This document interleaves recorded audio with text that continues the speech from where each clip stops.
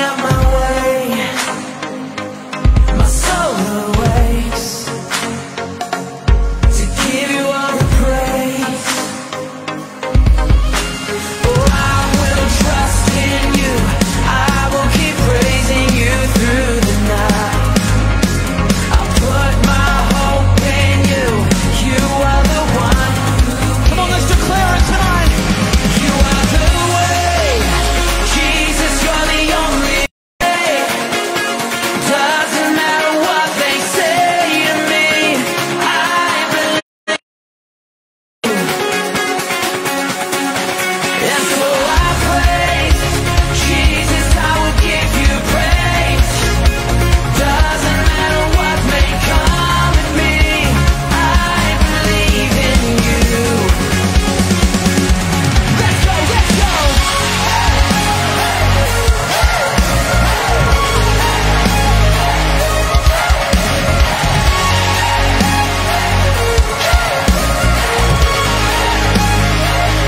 Taking all my fear and filling me with hope. I know you're near wherever I may go. Oh, I will trust in you, I will keep praising you through the night. I put my hope in you, you are the one. Come on, Philippines, let's go. You are the way, Jesus, you're the only way. Doesn't matter what they say to me, I believe in you. And so I praise Jesus, I will give you praise. Doesn't matter what may come at me, I believe in you. I'm holding on, I keep believing. No matter what, I keep on singing.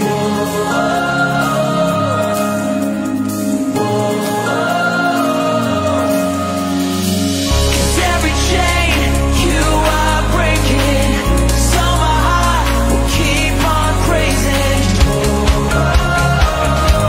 Yeah. Holding on, keep believing. No matter what, I keep on singing.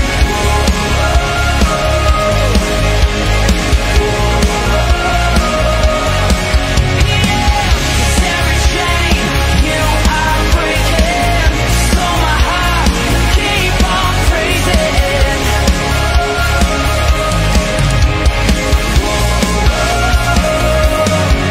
You are the way, Jesus, you're the only way. Yeah. Doesn't matter what they say to me, I believe in you. And so I praise Jesus, I will give you praise. Doesn't matter what may come at me, I believe in you. Let's go, let's go. Hey,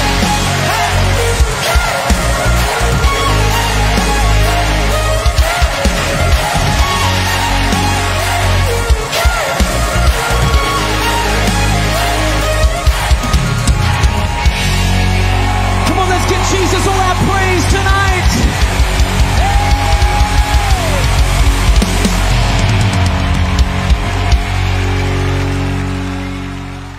Good evening, Mighty Warriors! Today we are celebrating our 5th anniversary. 5 years of bountiful blessing. 5 years of goodness of God.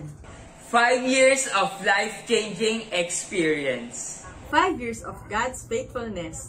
And 5 years of fruitfulness. Be ready. Be enthusiastic Be expectant. and be alive. For this is our 5th year together. Grabe, nakaka-excite naman dahil ngayong araw ay ating anniversary. Di ba mga partners? Tama ka dyan, partner Armand. Kaya bago tayo mag-start, maaari lamang po na ang bawat isa ay mag-comment ng watching from at pakilagay po kung nasaan man po lugar kayo. For example po, watching from Taguig or watching from Parañaque at kung saan pa man po ay paki-comment po. Sige po, comment down po. Kapag tapos na po kayo, sabay-sabay po natin pindutin ang like button. Ayan po, like, click, click, click. Pagtapos naman po ng like button, next naman po ay heart button. Ayan po, heart. Palit pa rin po natin sa ating comment section ang heart button. Ang last po natin gagawin ay i-share po natin ang ating live stream upang mas marami pa pong maabot ng salita ng Diyos. Kaya huwag nating palampasin ang mga mararanasan natin ngayong araw. Kaya naman sa ating 1-minute countdown, itag mo na ang iyong beshi, tropa, barkada, at ang iyong mga kapuso at kapamilya. In 3, 2, 1, go!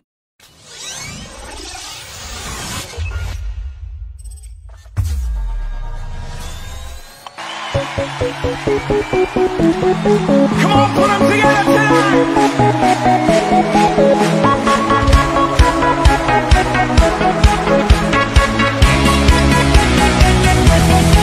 I'm alive, 'cause Jesus gave me life.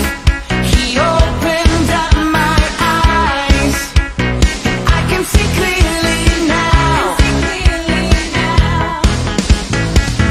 Oh, everybody dance now. Oh, everybody give it up for Jesus. Give him glory for he has redeemed us. Everybody give it up for Jesus. Praise his name.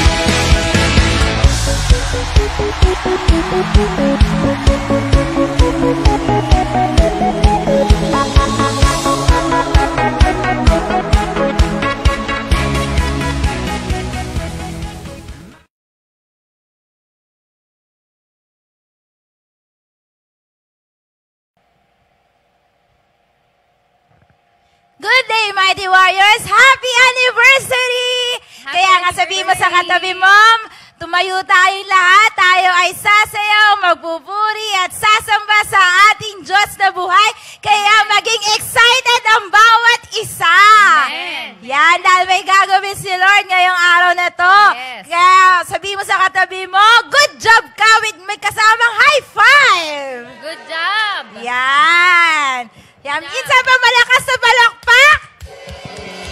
Mataas na talon! At tayo ay sasayaw sa Diyos na buhay!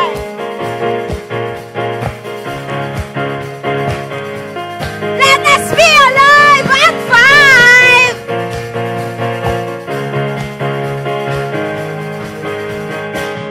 When I think about your goodness, my heart is overcome. How could I begin to thank you for everything you've done? So you keep on loving me, and you cause my heart to sing.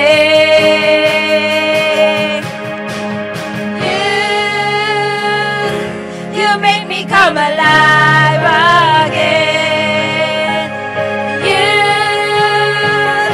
You make me come alive again. Oh, this is the moment. Oh, everything's changing. Oh, you are my breakthrough. I praise you. I praise you. Hallelujah!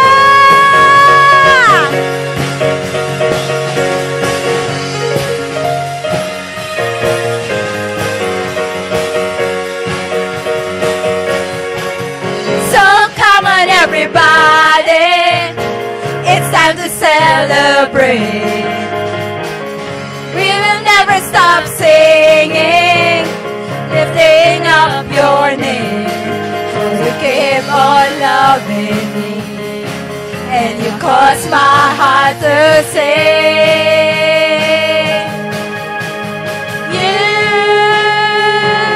You make me come alive again. You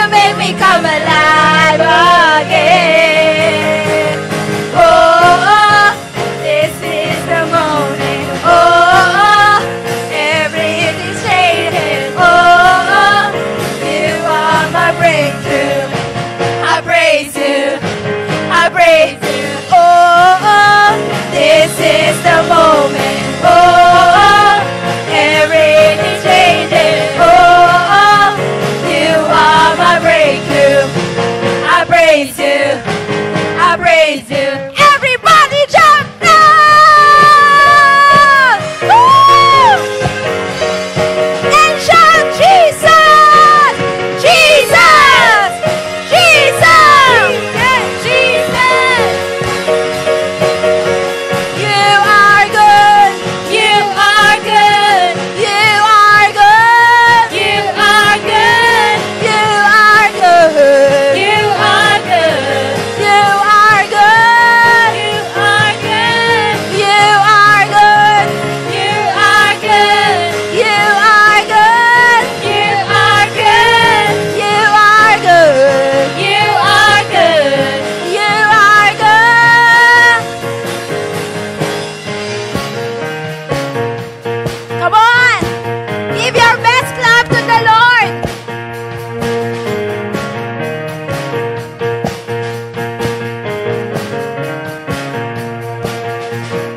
Oh, this is the moment. Oh, everything's changing. Oh, you are my breakthrough.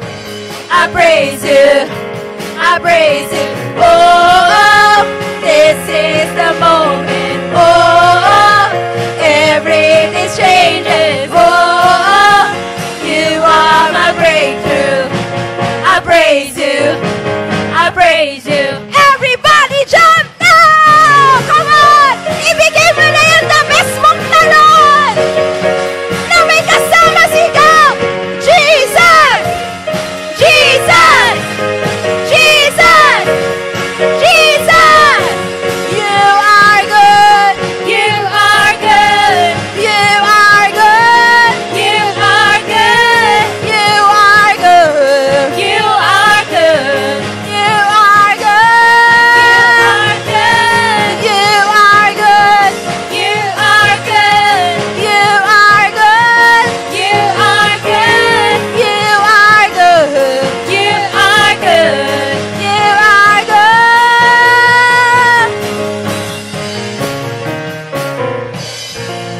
Hallelujah! Praise God! Hallelujah.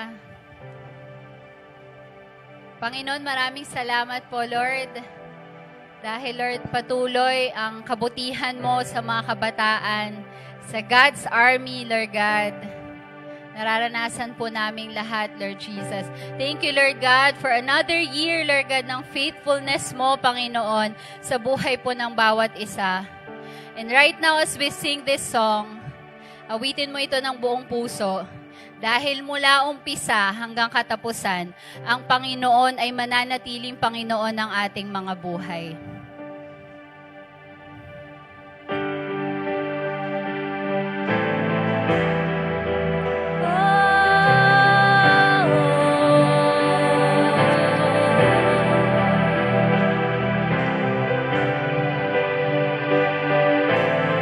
We worship you, Jesus. Thank you so much, oh God, for you are good to us.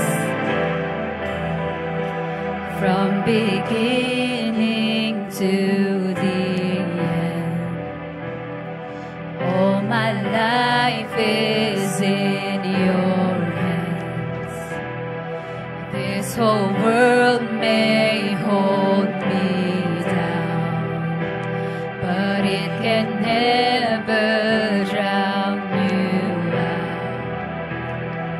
I'm not merely flesh and bone. I was made for something more. You are God, you're the great I am, breath of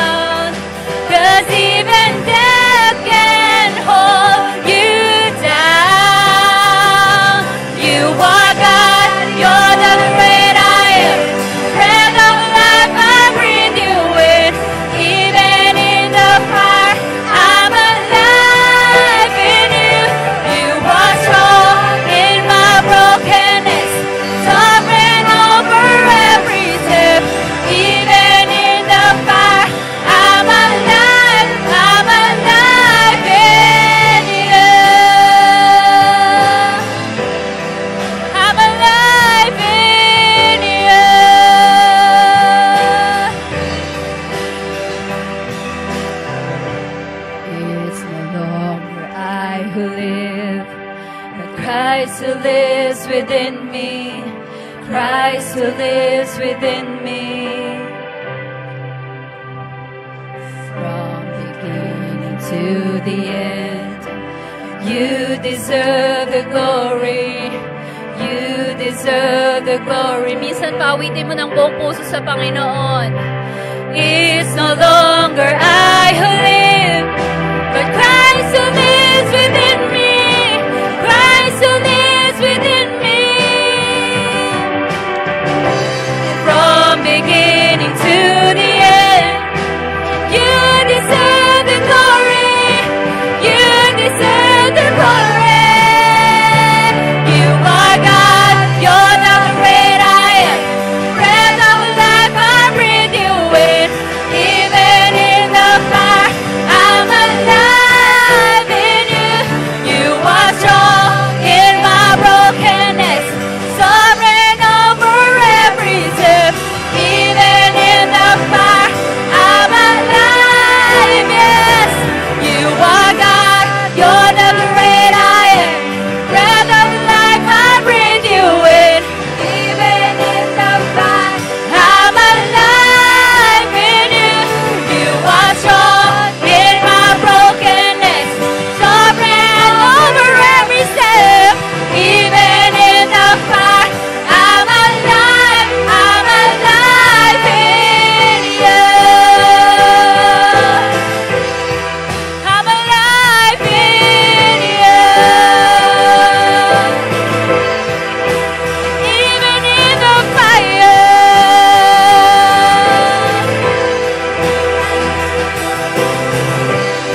Oh, we worship you,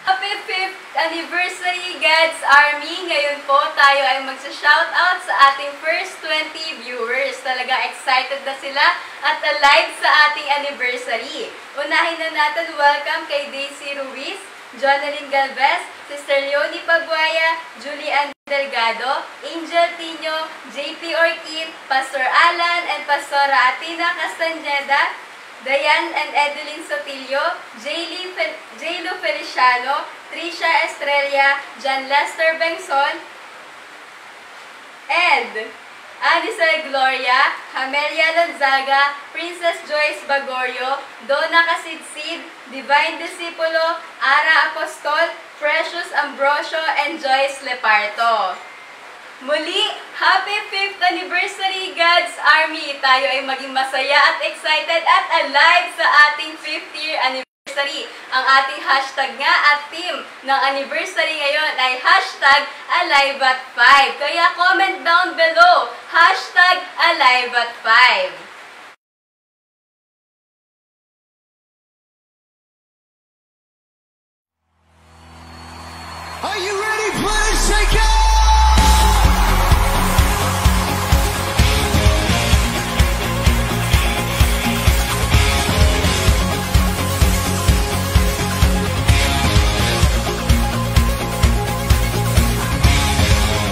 Let it begin.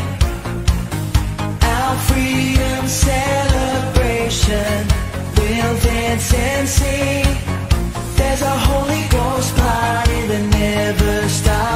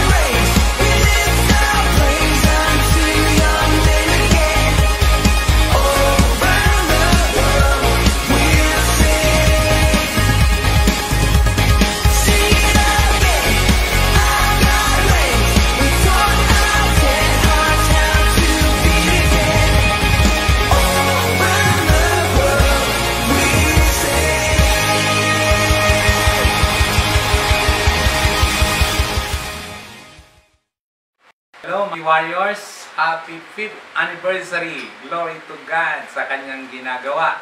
Purihin ng Diyos, tayo po'y magse-celebrate, hallelujah, ng anniversary ito. Kaya dapat lahat masaya. Praise God, hallelujah. Walang nakasimangot, walang nagtatampo. Purihin ng Diyos. Gusto ko lang pong basahin ang Leviticus chapter 19. Praise God, simula sa verse 23. Ito po yung sa law of first fruit para malaman natin ano po ba ang dadaloy sa 5th year ng God's warrior, God's army, I mean, mighty warriors. Makinig mabuti. Sabi po ng Leviticus 19:23, when you enter the land and plant any kind of fruit tree, regard its fruit as forbidden. For 3 years you are to consider it forbidden. It must not be eaten. 24. In the 4th year, all its fruit will be holy, and offering of praise to the Lord. Verse 25. But in the 5th year, you may eat its fruit. In this way, your harvest will be increased. And I am the Lord your God. Ito po yung law of first fruit. Yung first 3 years daw, ay ano, yung bunga forbidden. Praise God. Kaya nga po medyo, hallelujah, talagang sacrifice ang first 3 years. Praise the Lord. Glory to God. Hallelujah. Pero on the 4th year, ang sabi po doon, ayan o, all its fruit will be holy. Wow! Kaya kinikinis ng Panginoon. Ang mga mighty warriors ay nakikinis. Ayan. Its fruit, sabi po doon, ay ano, will be holy, an offering of praise to the Lord. Pagdating ng 5th year, ito na. In the 5th year, you may eat its fruit. Pwede na raw kainin. Ano pa? In this way, your harvest will be increased. Uy! Mag-i-increase na ang ani mo, yung harvest mo, yung blessing mo. At sabay sabi ng Panginoon, I am the Lord your God. Kaya nga mighty warriors, dapat on fire lagi sa ating Panginoon at sa ating pag-celebrate ng anniversary nito. Glory to God, alive at 5, dapat alive na alive. Praise God. Hallelujah. Tayo po ay live sa Channel 5. Ayan, praise God. Hallelujah. Kaya maghanda po. Ihanda ang iyong puso, ihanda ang tenga, ihanda ang lahat. Dahil tayo'y makikinig ng salita ng Diyos. At tayo po'y nagpupurit, nagpapasalamat sa kadahilanan pong ang ating speaker ngayon ay yung ating tatay sa vision na ito na ating in-embrace. As we decided to embrace the vision of G12, win souls and make disciples, at siya ang ating tatay sa network natin. Hallelujah! Walang iba kundi, praise God, si Tatay Pastor Rapi Panlilio. Kaya makinig mabuti, intindihin, mapagpala ng Panginoon. Let's welcome Pastor Rapi Panlilio. Happy 5th anniversary God's Army. At of course, I congratulate yung mga buhay na mga pastors ninyo, Pastor Serge, Pastor Roseni, Pastor Charmaine. No? At maraming salamat sa opportunity ito, sa privilege na makapag-share sa inyo. Ang ganda ng theme ng anniversary ng youth natin, ha? No? God's Army. No? At ano ba yung theme natin? Alive at 5. Wow! Alive at 5. Buhay sa ikalimang taon. At alam nyo, dapat prophetic yan. No? Pinangahawakan talaga natin. Lalo na sa panahong ito, no? Kasi nakikita naman natin yung nangyayari sa paligid, kaya tong theme na alive, napakahalagang dinideclare talaga natin at talagang pinapamuhay natin. Di ba mga kapatid? Sa mga nakikita nyo nga kasi, ang daming mga hindi magagandang mga balita. Of course, nakikiramay tayo doon sa mga casualties ng virus, no? Talagang may mga nagluluksa, pero alam din naman natin na may mga nagluluksa sa ibang mga areas ng kanilang buhay. May mga namatay na plano, may mga namatay na negosyo, may mga namatay na pangarap, no? May mga namatay na love life, di ba?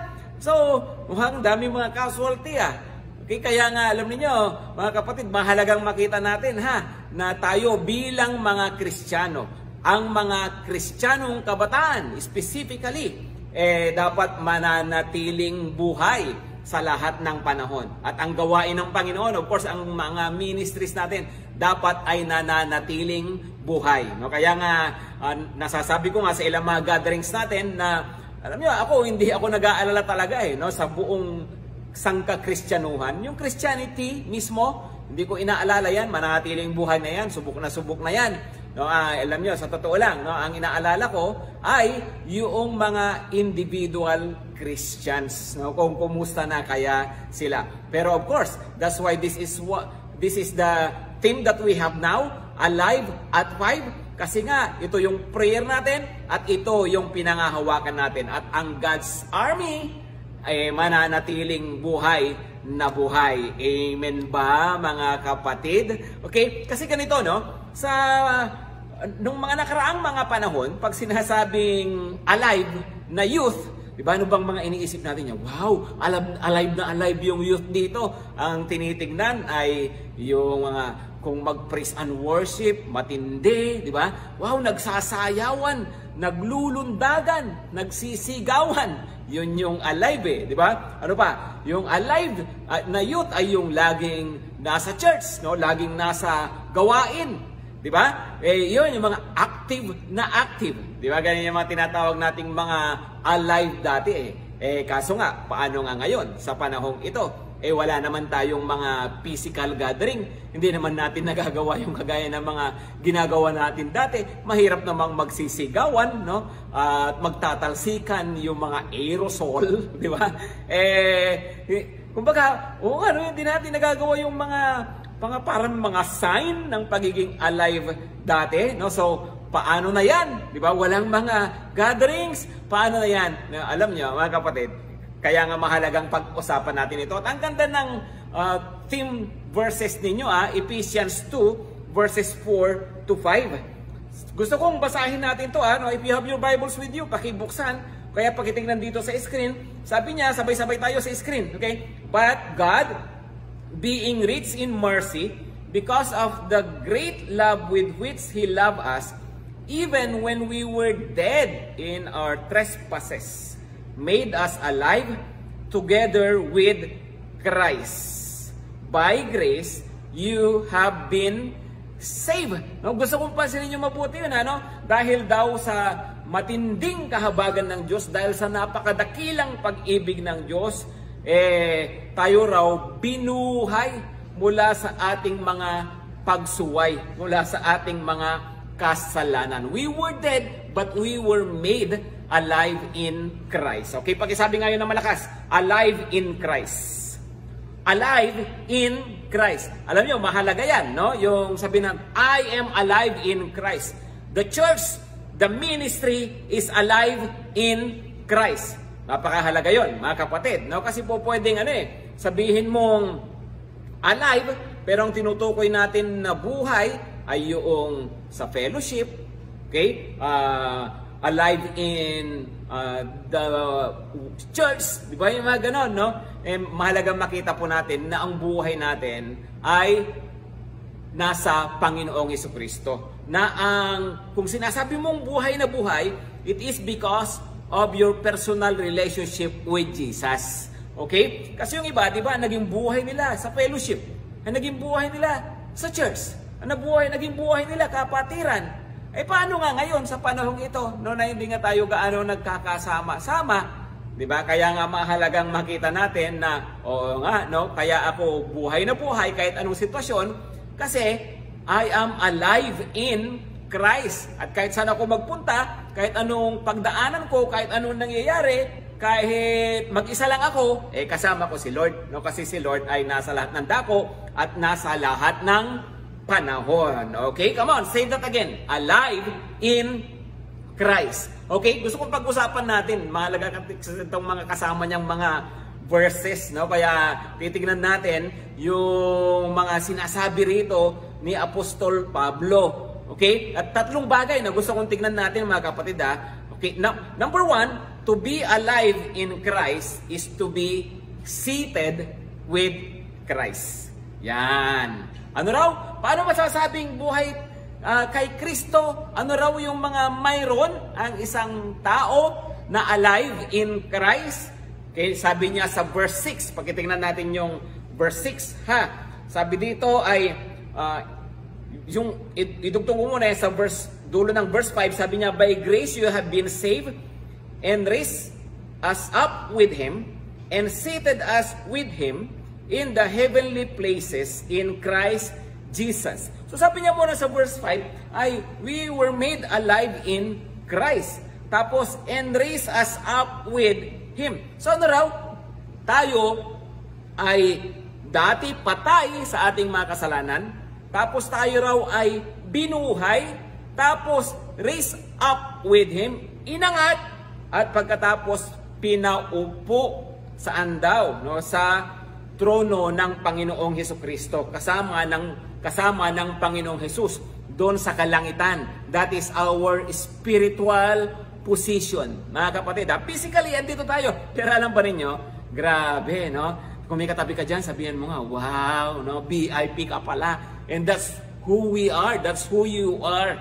VIP tayo pare-pareho. Bakit? Spiritually, tayo raw ay nakaupo kasama ng Panginoong Hesukristo. We are seated with Christ. Anong ibig sabihin yan? Ang seated with Christ, ibig sabihin, elevated tayo. Ibig sabihin, exalted. No, mula sa mababang kalagayan, inangat tayo ng Panginoong Jesus. No, so, para saan to? Anong matututunan natin dito? Ano ang dulot nito sa buhay natin? Well, isa na nga dito, of course, yung sinabi dyan kanina na though we are dead in our trespasses, patay tayo sa ating mga kasalanan, pero binuhay, inangat.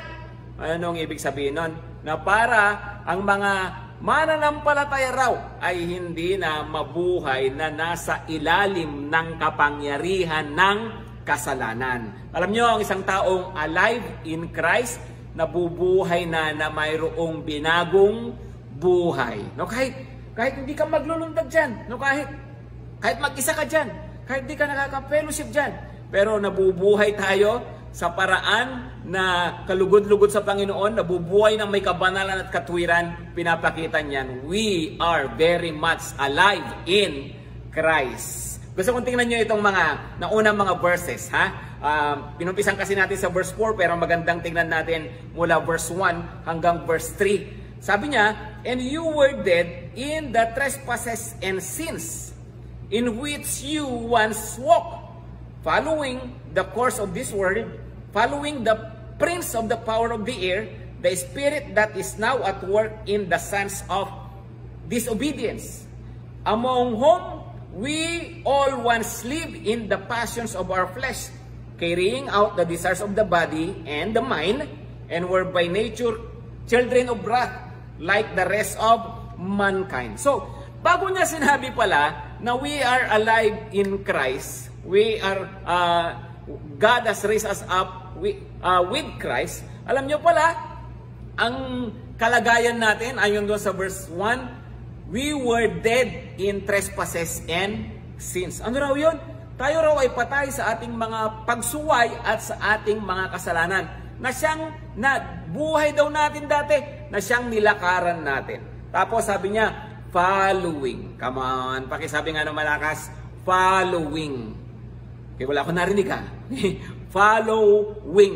Ano ibig sabihin? No, sabi niya, following, the course of this world. Tapos, sinabi niya ulit yung salitang following the prince of the power of the air. Teka muna, no? Bakit ba importante itong salitang following? Kasi ito ang reality, no? Kapag ang isang tao patay, ano bang mga palatandaan yan? Maliban sa manhid, siyempre, maliban sa wala nang pakiramdam, no? Ano pa? Alam nyo, ang patay, ano lang yan, no? Wala siyang choice, no? Kumbaga, sunod-sunuran lang yan. No? Nakakita ka na ba ng patay na habang minimikapan ay, ayoko niyan, masyadong makapal ang foundation. Ba? Nakakita ka na ba ng patay na, ay, hindi ko type yung barong ko. Palitan ninyo. No? Hindi, wala na siyang magagawa, di ba? Nakakita ka na ba ng patay na pag i-cremate na, isasabihin niya, ayoko sa cremation chamber na yan, masyadong mainit, doon ako sa mas malamig ng konti. Meron bang ganon? No. Ang patay, wala siyang choice. Di ba? Alam nyo, ang mga spiritually dead people, sunod-sunuran lang, mga kapatid. No? At following, sabi niya, sumusunod sa gawa ng mundo, sa buhay ng sanlibutan, sumusunod lang sa gusto ng kadiliman, sumusunod lang daw sa kay Satanas, so siya yung tinatawag na prince of the power of the air, no? Sunod-sunuran lang. Bakit? Kasi nga patay spiritually. Yun po ang reality niyan, mga kapatid, no? So, dati raw ang buhay natin ganon. 'Di ba? Kung ginagawa ng iba, no? Okay lang, gawin ko na rin, no? 'Di ba? Ganun yung mga katuwiran, no? So, ang daling makiuso, ang daling gumaya, 'di ba? Well, hindi ko naman sinasabing masama lahat yung mga ginagaya, pero minsan, 'di ba, kapag ang isang tao ay patay nga sa kasalanan, ang tendency niya madaling ma-impluwensyahan. Hindi na nga nag-iisip yan, di ba? Tuloy-tuloy lang yan, no? Kung anong maisip, gagawin, kung anong maramdaman, aaksyonan, di ba? Basta kung ano yung pumasok sa kanyang kalooban, no? Gagawin niya, di ba? Post lang ng post, salita lang ng salita, no? Aksyon lang ng aksyon. Ganon lang yun, no? Bakit? Kasi nga, sunod-sunuran lang. Patay nga kasi sa kasalanan. Pero, ito nga, no? Sabi niya ay sa verse 6, you are raised and now seated with Christ. Binuhay mula sa pagiging patay spiritually.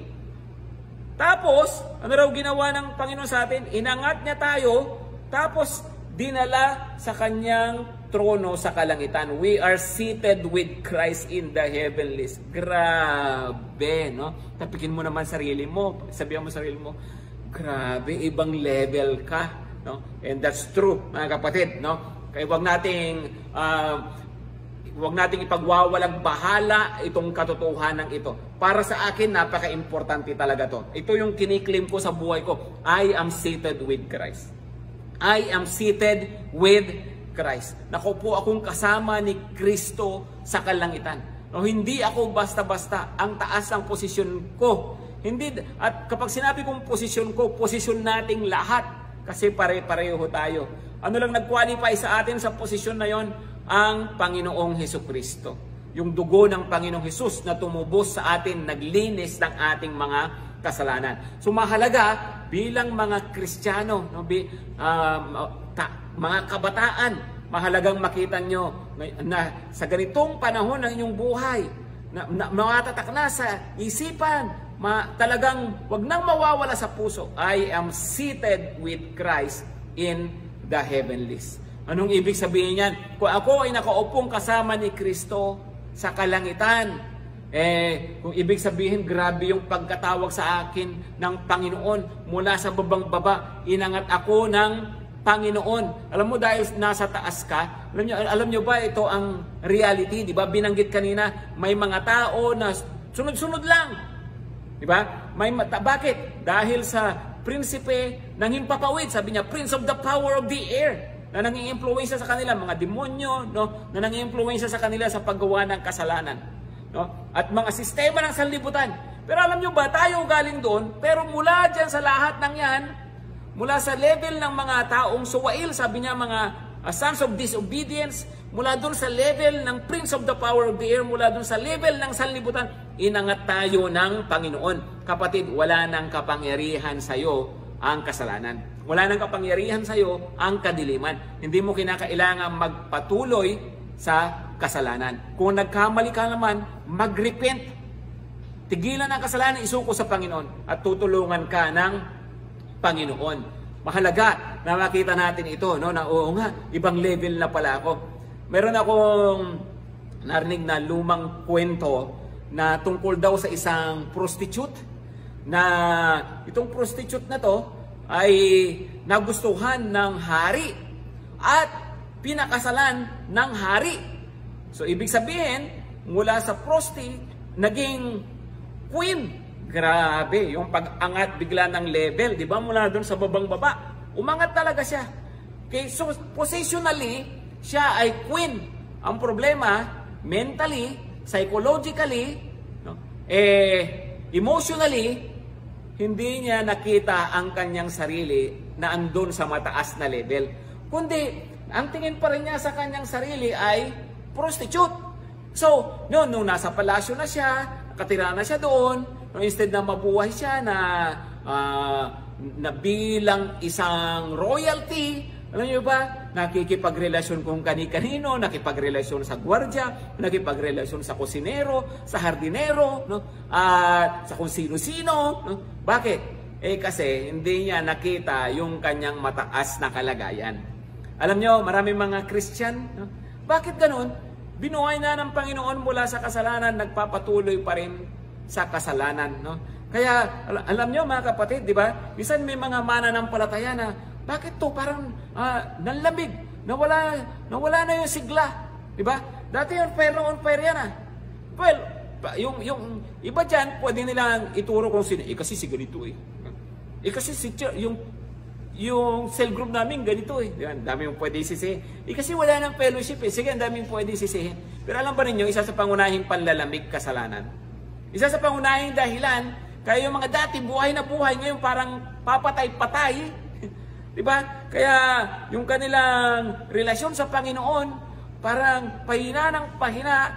Alam niyo, sa totoo lang, isang dahilan ay kasalanan. Pag ang isang tao nabubuhay sa kasalanan niya, ang nagpapahina sa kanya, ang dami na niya makikitang mali. Makikita niya mali nung leader niya, mali nung church niya, dami na. Pero sa totoo lang, marami dyan ang issue ay kasalanan. Di ba? Kaya nga, mga kapatid, mahalaga nung makita natin na ganito, no? O nga, hinango ako ng Panginoon mula sa kasalanan. Ang taas na pala ng level ko, hindi ko dapat ibinababa ang sarili ko doon sa level, mula doon sa level na pinaglagyan sa akin ng Panginoon. No, kasi hindi na ako yan. Hindi na ako dapat nabubuhay na kagaya ng dati. No, kasi nga po, alam nyo, pagtingin natin, yung sarili natin ay ako ay makasalanan pa rin. Yung mga sabi ni pa, I am a sinner, di ba? Na forgiven, di ba? Totoo naman forgiven tayo. Pero kapatid, yeah, you are forgiven. At nung forgiven ka na, you are no longer a sinner. Ang sawag sa'yo ng Bible ay saint. Ibig sabihin, pinawalang sala na tayo ng Panginoon. Ibig bang sabihin, Pastor, perfect na ako, hindi na ako magkakamali kahit kailan.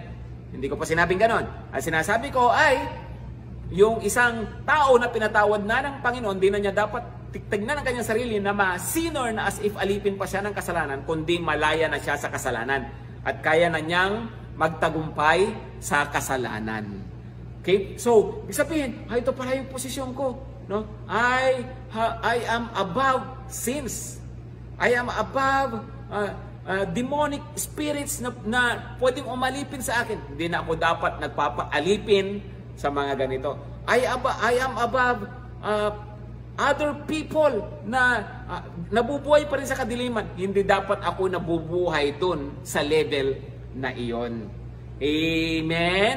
Alam nyo, sa totoo lang, no, mahalagang makita natin na tayo seated with Christ, tayo pinalaya na ng Panginoong Hesukristo, no? At panghawakan natin yung kalagayan natin yan. Panghawakan natin yung tagumpay. Maaring dati nag-fail tayo, no? Pero hindi ibig sabihin na porke nag-fail ka dati, lagi ka na lang failure sa area na yan, sa lahat ng sandali, di ba? Yung iba kasi, porke nagkasala sila, no? Tinuloy-tuloy na, di ba? Hindi, kapatid, kaya mong pagtagumpayan yan, makikita mo balang araw, wala na yan sa buhay mo. Minsan daw, sa isang zoo, no, mayroong isang circus, no, mayroong isang mama, no, na namamasyal, tapos nakita niya yung isang elepante na nakatali lang ng pagkaliit-liit na lubid kumpara dun sa size ng napakalaking elepante. Tapos yung paa niya nakatali lang dun sa isang maliit lang na poste. Kaya nung nakita yun ng mama, tinanong niya yung trainer ng elepante, sabi niya ay, boss, mabuti na lang, no, itong elepanting to hindi ko makawala. No? Kasi kung tutusin sa laki niyang yan, di ba isang pagpag lang, di ba, ng kanyang paa, makakawala siya, di ba, mapapatid yung lubid, babagsak yung poste na yan. Di ba, sabi niya, hindi niya gagawin yan, sabi nung may-ari ng elepante. Bakit di niya gagawin? Kasi ganito yan. Nung bata pa yung elepante na yan, nung maliit pa yan, ganyang kalaking lubid na rin yung tali niya. At ganyang kalaking poste na rin yung kinatatalian niya. At nung bata pa siya, gumaganon siya ng gumaganon. Pilit niyang tinatanggal. Kaya lang, hindi niya matanggal. No? Dahil nga sa maliit pa siya noon. Hanggang sa tumigil na siya. At ngayon, malaking-malaki na siya. Nakatatak na sa isip niya na basta nararamdaman niya yung lubid na yan, hindi niya kayang makawala. No? Alam nyo, mga kapatid, minsan ganon ang mga Kristiyano. Di ba? Minsan, dahil sa mayroong, ito yung weakness ko talaga eh. Ito yung hindi ko kaya eh. Di ba? At dahil nga sa naalipin tayo yan dati, nakatali tayo dyan, hanggang ngayon, tinanggap na natin, nakahinaan natin yan. Come on, hindi dapat. No? Maniwala tayo na ngayon ay iba ka na, no? At kaya mo nang magtagumpay. Come on, kung may katabi ka dyan, sabihan mo, no? Isa ka ng dambuhala. No? Kayang-kaya mo na. Pagpag mo lang yan, bebe. No? Ipagpag lang, di ba? Kagaya ng isang dambuhalang elepante. Okay? So, alam nyo, we are alive in Christ. At sa ano ang dulot nito sa buhay natin, no? Ano ang katangian na mayroon tayo? Because we are alive in Christ, we are seated with Christ. Tandaan natin yan, mga kapatid, ha? Mabuhay ng may kabanalan, ng may katuwiran. Bakit? Pinalaya na tayo sa kasalanan.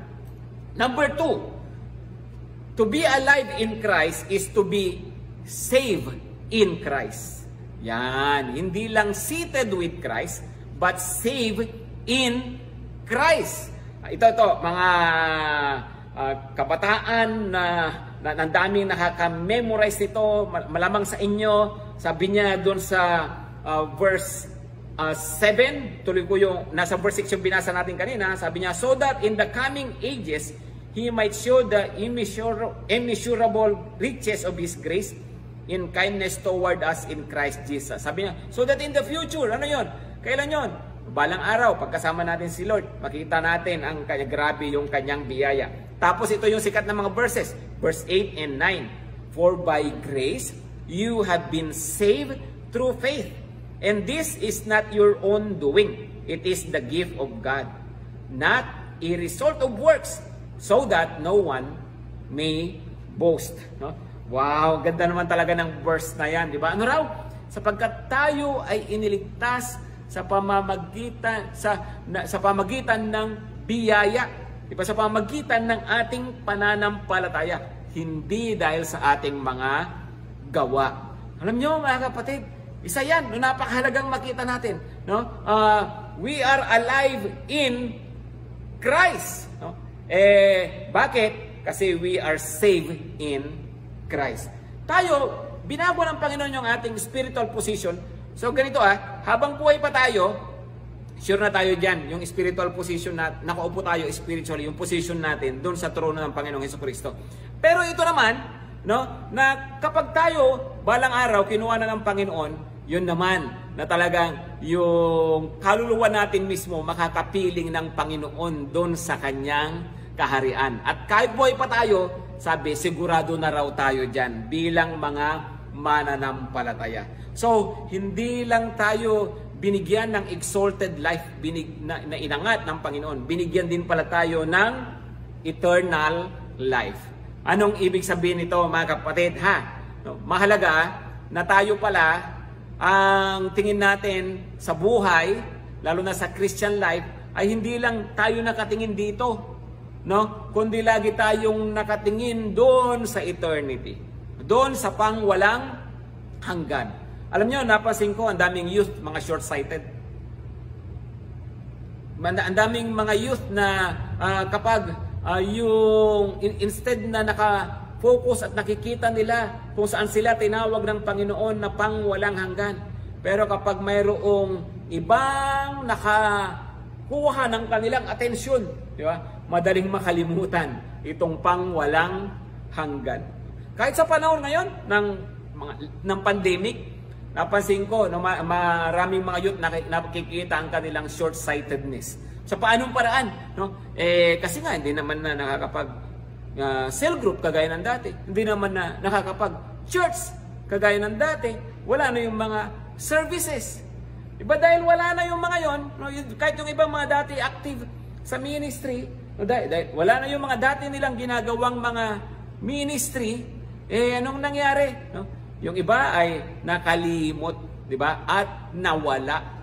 Bakit? Short-sighted Ang nakikita lang kasi, yung ministry, ang nakikita lang, yung fellowship, hindi nila nakikita yung pagkatawag ng Panginoon na ito ay tungkol sa pangwalang hanggan. Ito ay tungkol sa ating kaligtasan. Di ba? Na sa totoo lang, mawala lahat ng mga bagay dito sa mundong ito, yung mga dati nating mga ginagawa sa church, nananatili ang katotohanan na tayo ay tinawag ng Panginoon for eternal life, for salvation in Jesus Christ. No? Alam niyo, wag nating kalilimutan yun, ha? Na tayo iniligtas ng Panginoon. At iniligtas ka, hindi lang para dalhin ka sa church. Of course, kasama yan. No? Na makasama natin ang mga kapatiran. No? Pero higit sa lahat, iniligtas ka para dalhin sa langit ng Panginoon. Kaya doon tayo nakafocus.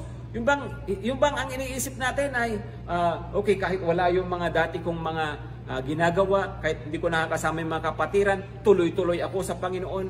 Kasi alam ko, balang araw titira ako sa piling ng Panginoon. Balang araw, pananagutan ko sa Panginoon yung mga pagkukulang ko, yung mga kasalanan ko. Balang araw din, ay gagantimpalaan ako ng Panginoon pag nagpatuloy ako, pag naglingkod ako, pag sumunod ako, na ako ay patuloy nagagantimpalaan ng Panginoon. Di ba? Dapat ganun mag-isip Kasi nga, yung nga po, lagi nating iniisip yung ating kaligtasan. Okay, na ngayon, sa panahon ngayon, may mga struggles. Parang ang hirap no? Na hindi basta-bastang maging sumunod sa Panginoon ngayon. No? Para hindi kagaya ng dati na parang mas madali, lalo na mas masaya pa kasi magkakasama kayo. Diba? Ngayon may mga pagsubok. Ngayon may mga hadlang. Diba? Ngayon parang hindi yung environment natin parang hindi supportive doon sa ating pagsunod at paglilingkod sa Panginoon. Pero kapatid, tandaan natin, hindi ka tinawag ng Panginoon dito sa lupa. Tinawag ka ng Panginoon para sa langit. Amen? Kaya nga sinasabi ko ay huwag maging short-sighted. No? Na huwag bungahayaan na yung mga sitwasyon ngayon o anuman na nangyayari sa buhay ay makapagpawala sa iyo ng iyong focus doon sa pangwalang hanggan o kaya maging dahilan para hindi ka magpatuloy sa iyong pagsunod sa Panginoon. Minsan meron ako kaibigan na may nasabi ko sa kanya, o patay na raw si ganito. Sabi ko ganyan. No? Tapos sabi niya ay, oo nga no?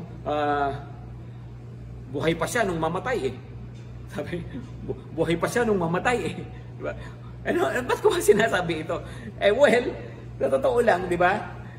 Wala namang patay na nung mamatay Di ba? Lahat naman buhay pa nung mamatay. What I'm saying is, pagdating sa ating relasyon sa Panginoon, minsan pagdating sa ating pagsunod sa Panginoon, bakit ba, bakit ba nawala? No? Alam nyo, buhay pa yan bago mamatay. Di ba? Ano ibig ko sabihin? Hindi naman dating na ganyan na yan Yung unti-unti. Unti-unti. Na, una ay tinabangan na sa pagbabasa ng Bible, no? Hindi na nagpipray, hindi na umaattend ng online service. Di ba?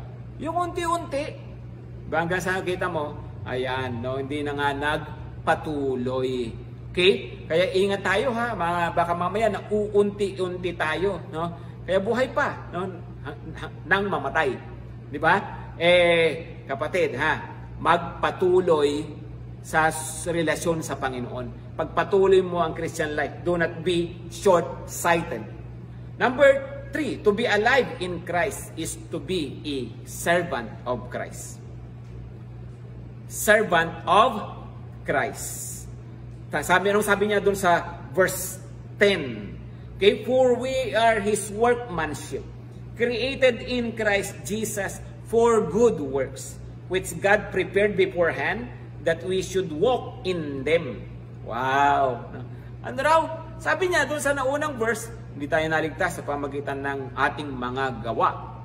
Pero hindi ibig daw sabihin na wala na tayong gagawin. Pagdating sa kaligtasan, hindi yan makukuha sa gawa-gawa. Pero ngayong niligtas tayo ng Panginoon, dapat daw may gawin tayo bilang paglilingkod natin sa Panginoon. Alam nyo, ito mga kapatid ha, no, ang totoong makapaglilingkod sa Panginoon, yung mga iniligtas ng Panginoon. Yung alam nila yung kanilang kaligtasan. No? So kaya nga sabi ko, hindi magpapatuloy yan, di bibitaw yan. Bakit? Kasi alam niya, yung nakikita niya yung pangwalang hanggan. Okay? So, again, hindi ito para sa ating kaligtasan, kundi dahil sa ligtas tayo. Kaya tayo gumagawa ng mabuti. Of course, yung sabi niya, created for good works, which God prepared beforehand that we should walk in them. Ito, mabubuting gawa na dapat lakaran natin, sabi ng Panginoon. Of course, kasama na dyan yung sabi ko kanina, yung righteousness, yung holiness. Pero kasama rin dito, at ito, under this point, gusto kong i-emphasize to rito, na hindi lang ito issue ng pamumuhay ng matuwid, no?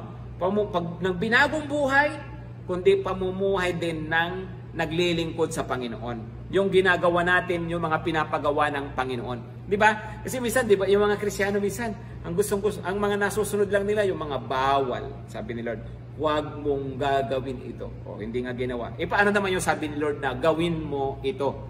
Di ba? Minsan yun ang ipagwawalang bahala natin. Kaya nga sabi nga nung isa ay, magmula nung ma-born again ako, wala na akong ginagawang masama.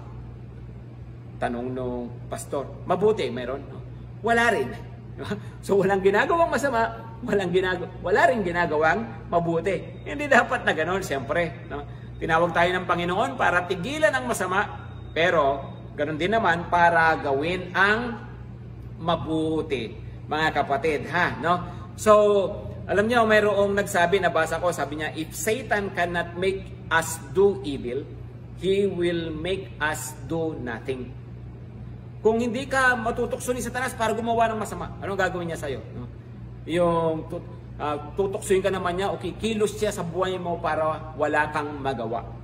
Okay? Hindi lang tayo tinawag ulit ng Panginoon para hindi gumawa ng masama, tinawag din tayo ng Panginoon para gumawa ng mabuti. Kaya ang ministry, ang paglilingkod sa Panginoon, tuloy-tuloy yan, mga kapatid. Okay? Hindi dahil may crisis, magre-recess. Hindi dahil may lockdown, maglalaylo. Hindi dahil may virus, mag-i-excuse. Hindi dahil may pandemic, puro gimmick. Kaya nga, no? Ang ganda ng pangalan ng youth ministry, di ba? God's ambassador of relentless ministries for the youth. Tingnan yung salitang yun, relentless. I like that, di ba? Relentless. Ang ibig sabihin, walang makapipigil. Di ba? Kahit anong mangyari, relentless yan. Di mo yan pwedeng harangan lang ng kung ano-ano. Amen ba tayo dyan? Ng God's Army, relentless ba? Talaga lang mamaya ay mahina ang signal. No? Ganun lang, nawala na. Di ba? Teka muna, no? Yung pinapollow up ko, tinext ko, hindi sumagot no? Tapos suko na. Di ba? Yung cell group ko, no? Sinubukan kong i-meet nung March. Hindi natuloy Ngayon, October na Wala pa rin, hanggang ngayon, hindi na nag-meet. Come on, asan yung relentless? Di ba? Alam nyo, ang relentless, kahit anong mangyari, magpapatuloy yan. Kahit anong iharang dyan, gagawa ng paraan yan. Amen? Hindi yung susukuan na lang niya. Mayroong nagsabi, no, ano ka ba? No? Climber o creeper? No? Anong pagkakaiba? No? May mga halaman daw kasi na kapag itinanim mo, tapos halimbawa mayroong pader dito sa harapan niya, pagdating doon sa pader na yon, gagawin niya ay liliko siya. Gagapang siya. So papaikutan niya, yung liligiran lang niya yung pader. Pero mayroon ding mga halaman daw na climber. Ibig sabihin, pagdating dito, instead na gaganon siya, gagano siya, aakyat. So mga kapatid, ano tayo? No? Climber o creeper? Diba? Ay, mayroong hadlang eh. No? Saka na lang, hindi na ako tutuloy. Saka na lang, antayin kong magkaroon na ng bakuna. Naku naman, kailan pa? Diba? Saka ko na ako babalik sa dati, nagsishare ng gospel, nagko-consolidate, nagsisell group. Kapag wala ng crisis, pag tapos na ang pandemic, kapatid, kailan pa? Diba? Dapat climber, kay may hadlang. Hindi favorable yung circumstances. Pero, gagawa ako ng amen, relentless. Come on, pag-isabi nga ng malakas, I am relentless. My cell group is relentless. Amen. Our youth ministry is relentless. Amen ba? No? So, kaya sitwasyon, kung climber tayo, makakapag-share pa rin ng gospel. Amen? Kahit kung climber ka, kahit may hadlang, makakapag-invite ka pa rin. Amen? Hindi ka mawawala sa online service. Makakapag-cell group ka pa rin. Makakapag-consolidate ka pa rin. Why? Kasi nga, relentless. Diba? Kasi nga, servant of Christ. Kasi hindi naman sinabi ni Lord na we are called to do good works in good circumstances. Hindi. No? Sabi pa nga niya kay Timothy, di ba? Preach the word in season and out of season. Sabihin, sa lahat ng kapanahunan, na-expect po tayo ng Panginoon na maglingkod sa Kanya. Okay? So, alive in Christ. Come on, pakisabi ulit ng malakas. I am alive in Christ. To be alive in Christ is to be seated with Christ.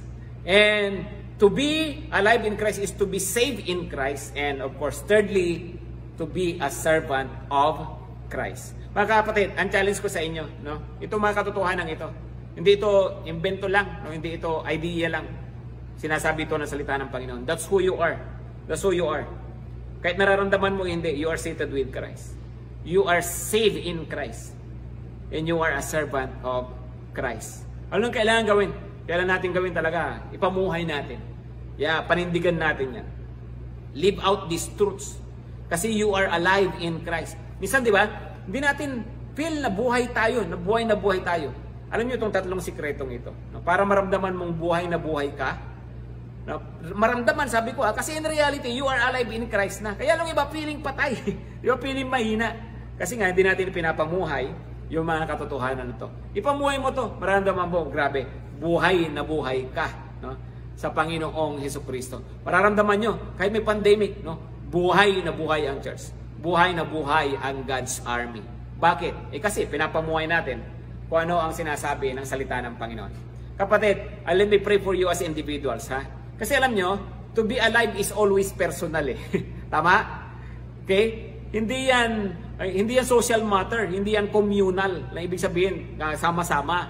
No? Kanya-kanya ang pagiging buhay. Bakit? Kanya-kanya tayo ng buhay, kanya-kanya tayo ng hinga. Right? So hindi kaya ibig sabihin, kahit wala kang kasama, kahit patay lahat ng nasa tabi mo, kung buhay ka talaga. Right? Ganoon din naman, kahit marami kang kasama, no? Kahit buhay, lahat ang nasa tabi mo, kung patay ka, patay ka talaga. So at the end of the day, it's about you, no? Personal yan. Tama? So yun ba? Actually, sa totoo lang, kahit sama-sama kami sa church, mayroon na yung regular na mga meetings. Pero if you are not living it out, yung buhay kay Kristo, ganoon pa rin ang pakiramdam. Diba? Kasi nga, personal yan. Kaya kailangan natin ngayon yung commitment, Lord, mabubuhay ako ng isang buhay na angat, seated with Christ. Hindi ako mabubuhay doon sa baba na nasa pagkaalipin ng kasalanan. Lord, mabubuhay ako na ligtas. Papatuloy ako, Panginoon, sa iyo. Mabubuhay ako na nagsaserve. Lord, maglilingkod ako kahit sa anong sitwasyon ng buhay. And again, that's personal. So, kapatid, let me pray for you. Yumuko ka, saan ka man ngayon, no? pumikit, at mag-commit ka ngayon, i-recommit mo yung sarili mo, Lord. Lalo na kung nararamdaman mo, parang papatay-patay yung Christian life ko, no? Well, that's why sabi ng Lord, you are alive in Christ. Ito yung tatlong areas na mahalaga na i-commit natin ang ating mga sarili. Siguro kailangan mo lang mag-recommit, no? Kung nakaramdam ka ng panghihina, no? And the Lord wants to restore you, wants to strengthen you. Gusto niya bigyan niya sa iyo yung buhay na buhay. O siguro nagpapatuloy ka pero parang maintenance na lang, no? And you want to receive that life from the Lord, yung sigla na yan, no? I-recommit mo ulit sarili mo, kapatid. Recommit natin sarili natin. And of course, yung ba sa inyo, tuloy-tuloy lang, no?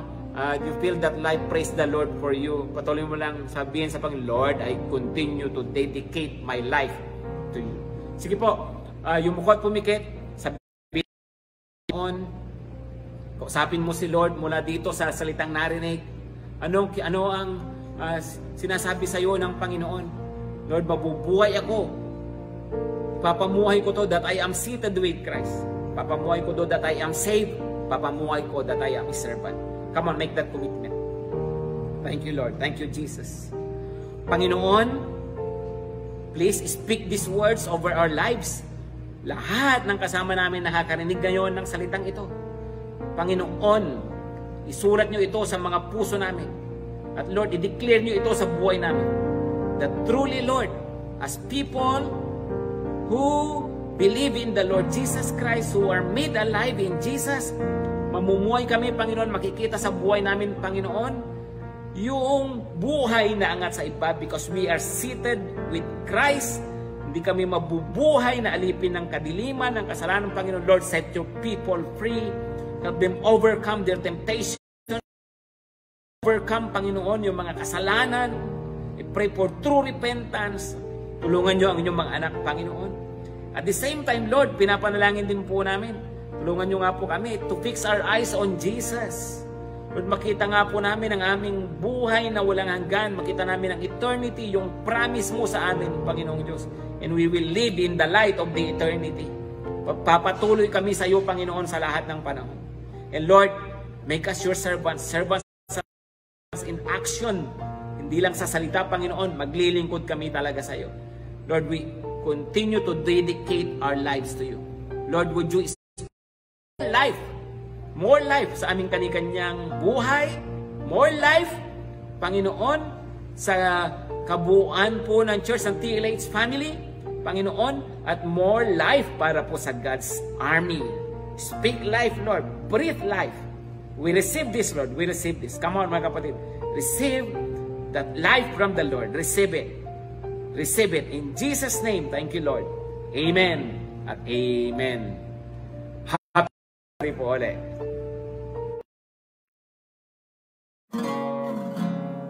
Hello, mighty warriors! Happy 5th anniversary! In behalf of Abiding in Christ Assembly Church, binabati po namin kayo dyan sa Parañaque City. Ayan, at salamat po kay Ate Charmaine for inviting us at maging kabahagi ng inyong anibersaryo. Ayan, at ang prayer lang namin po sa bawat isa sa inyo ay patuloy kayong maging alive sa Panginoon, kagaya ng inyong tema. At dahil yun ang inyong tema, ang aawitin po namin ngayong araw na ito ay Alive by Hillsong Young and Free.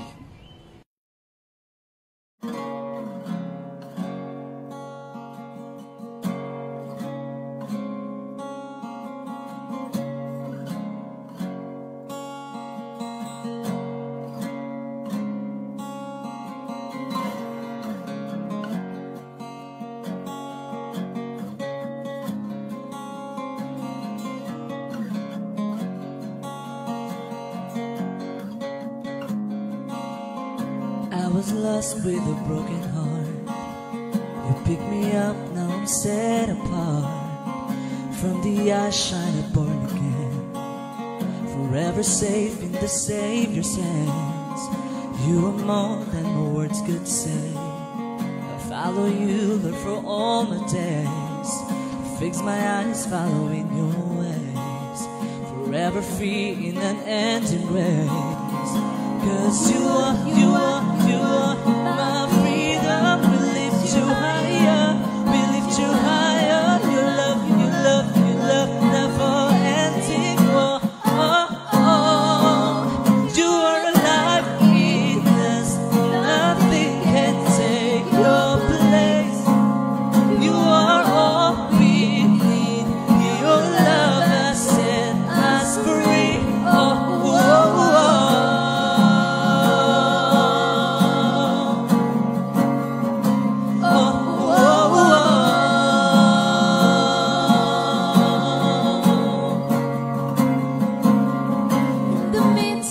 darkest night.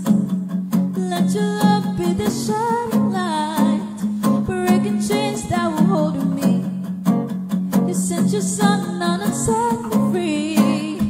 Everything of this world will fade, and pressing on till I see your face. I will live that you will be done, and now it's time to your kingdom come.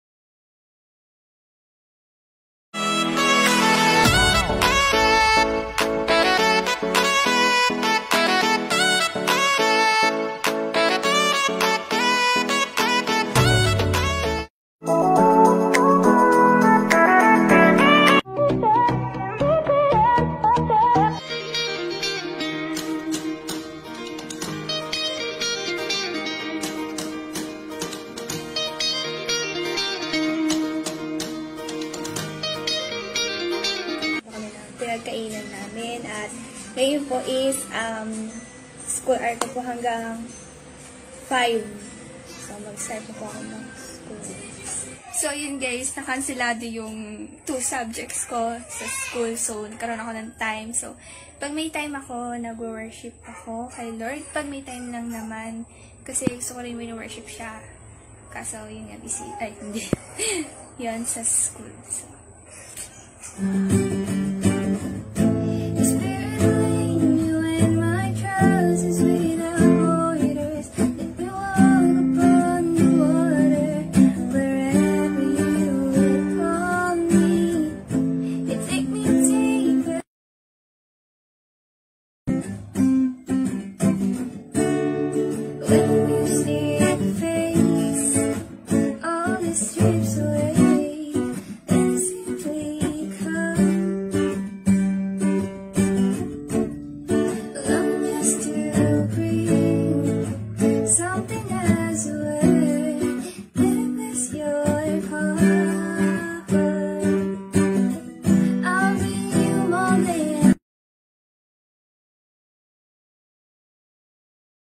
So, yun yung ginagawa kong daily routine para maging alive kay Lord, lalo na ngayong quarantine. Sorry, ang kintab ng noo ko.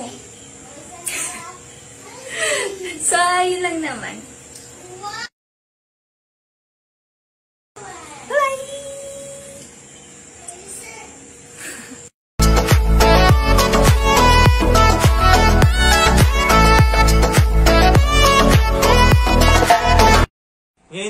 ay nais naming batiin ang lahat ng magse-celebrate ng birthday ngayong month of October. Happy birthday!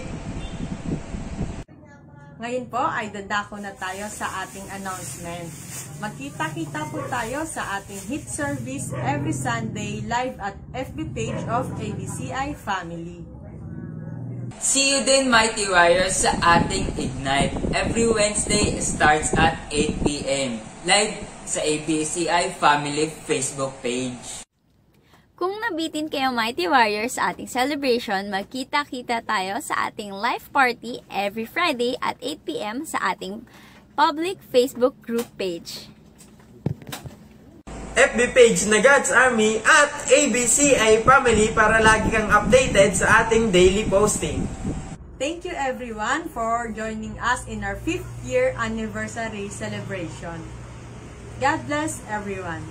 Paalam! God bless po! Kasi